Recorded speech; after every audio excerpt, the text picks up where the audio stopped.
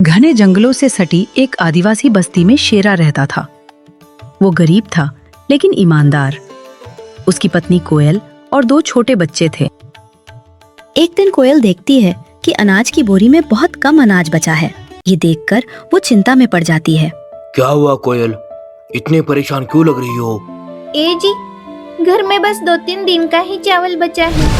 अगर वो भी खत्म हो गया तो हम लोग क्या खाएंगे? हम दोनों तो जैसे तैसे दिन काट लेंगे, लेकिन हमारे बच्चे, क्या वो भूखे सोएंगे?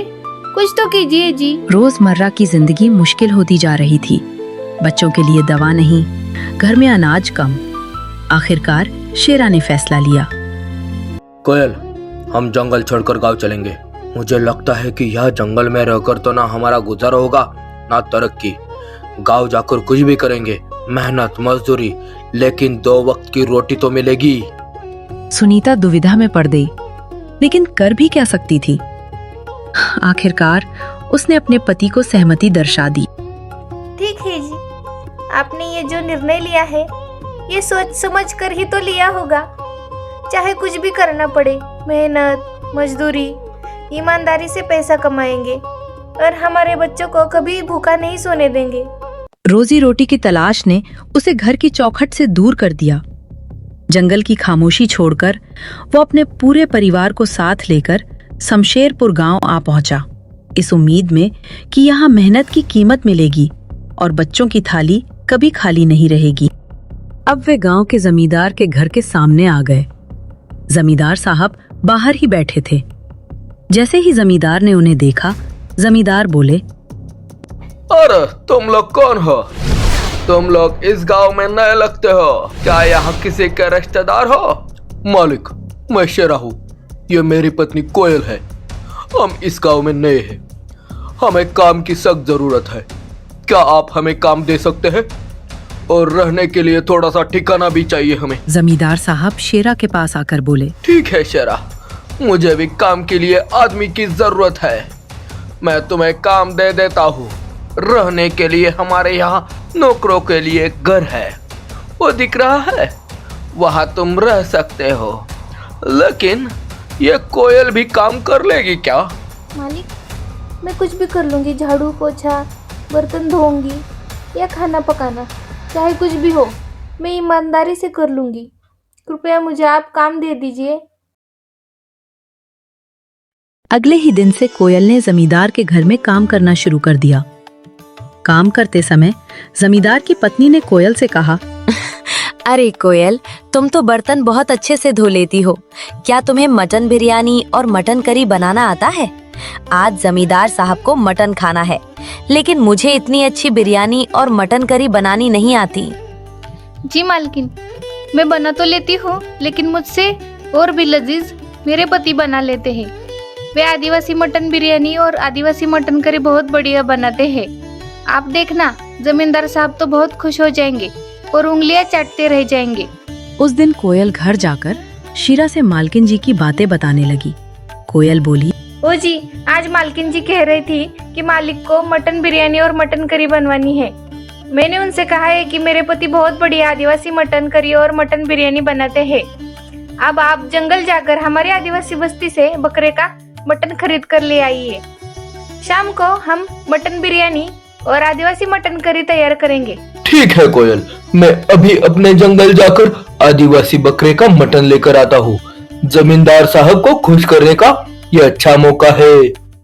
फिर शीरा तुरंत जंगल की ओर अपनी आदिवासी बस्ती की तरफ चल पड़ा। कुछ देर बाद शीरा अपने आदिवासी दोस्त राका के घर पहुंच जाता है। राका के पास बहुत सारी आदिवासी बकरियां थीं, जिनका मटन वो बेचता था। शीरा को देखते ही राका बोला, अरे शेरा, बहुत दिन बाद मेरे घर आया रे तू। अब कहाँ ठिकाना है रे तेरा? तेल लगा के? हाँ, अब तू आदिवासी बस्ती में दिखता ही नहीं रे, तेल लगा के। अरे राका, अब मैं काम की तलाश में बगल वाले गांव के जमींदार के यहाँ काम करता हूँ। अब उन्हें मटन खाना है, इसलिए तेरे पास आया हूँ। तेरे लजीज आदिवासी बकरे के मटन के लिए मैं तेरे पास आया हूँ। तुझे तो पता है, तेरा मटन तो बहुत फेमस है रे। अब मैं मेरे मालिक को खुश करना चाहता हूँ। थोड़ी देर में राका ने एक थैली में आदिवासी बकरे का मटन शेरा को दिया और कहा, अरे शेरा, तेरे हाथ का मटन खाकर तेरा मालिक तो बहुत खुश हो जाएगा। तेल लगा के। अब शेरा मटन लेकर अपने घर की ओर निकलता है। अब शेरा ने बहुत प्यार से आदिवासी मटन बिरयानी और आदिवासी मटन करी बनाई। कोयल ने भी मटन बनाने में उसकी मदद की। चारों ओर मटन की खुशबू फैल गई। अब शीरा और कोयल ने जमींदार साहब और मालकिन जी को अपने घर बुलाकर आदिवासी मटन बिरयानी और मटन करी खिलाई। जमींदार साहब आदिवासी मटन खाते ही इतने खुश हो गए कि उन्होंने शीरा से कहा, अरे शेरा, तुमने क्या जबरदस्त आदिवासी मटन बिरयानी और मटन करी बनाई है। ऐसा मटन का स्वाद मैंने पूरे गांव में कहीं नहीं खाया। अरे गांव में क्या, मैंने पूरे जिंदगी में नहीं खाया। खाना खाने के बाद जमींदार साहब और शेरा जमींदार की हवेली के बगीचे में बैठे थे। तभी उस वक्त जमींदार साहब के दिमाग में एक बात सूझी।